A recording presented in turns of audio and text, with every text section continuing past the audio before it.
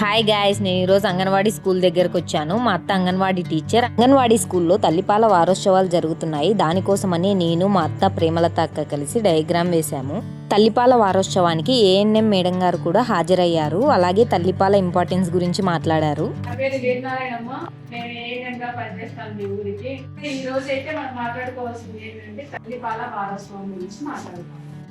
ముఖ్యంగా 1వ తారీఖు నుంచి 10వ తారీఖు లోపల మనము తల్లిపాల వారోత్సవం అనేది జరుపుకుంటాం అనమాట.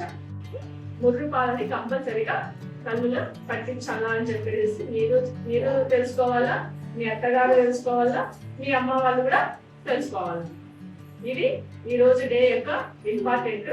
కాబట్టి తల్లులు అందరూ కూడాను తల్లి బిడ్డకి పాలు ఎన్ని సంవత్సరాలు పట్టించాలా?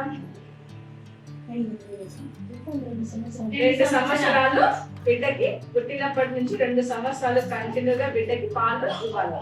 కాబట్టి మీరు ఇప్పటి నుంచి అయినా కానీ తల్లులందరూ తల్లి పాలు కంపల్సరీగా ఇవ్వాలి. ఇవ్వాలా లేదా? ఇవ్వాలి అనేది మన ముఖ్య ఉద్దేశం. థ్యాంక్ యూ అందరికీ.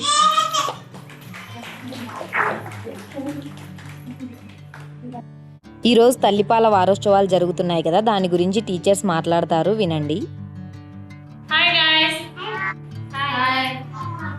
స్టేట్ లెవెల్లో జరిగే తల్లిపాల వారోత్సవాల గురించి మీకు తెలియజేయడం జరుగుతున్నది.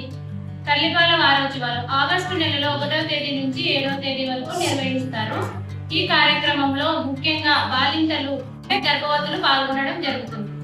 ఈ గర్భవతులు డెలివరీ అయిన సమయంలో వారు చేయవలసిన కొన్ని విషయాల గురించి ఈ కార్యక్రమంలో మేము వారికి తెలియజేయడం కూడా జరుగుతుంది.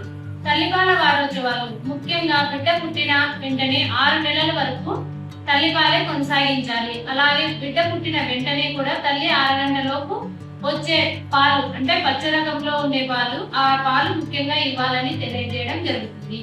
ఆ పాల వల్ల బిడ్డకి కలిగే పోషక విలువల గురించి తల్లికి తెలియజేయడం, అలాగే ఇంట్లో వాళ్ళకి కూడా తెలియజేయడం జరుగుతుంది. క్లాప్స్ కొట్టండి. అదే రోజు 6 నెలలు నిండిన పిల్లలకి అన్నప్రాసన కూడా చేశారు.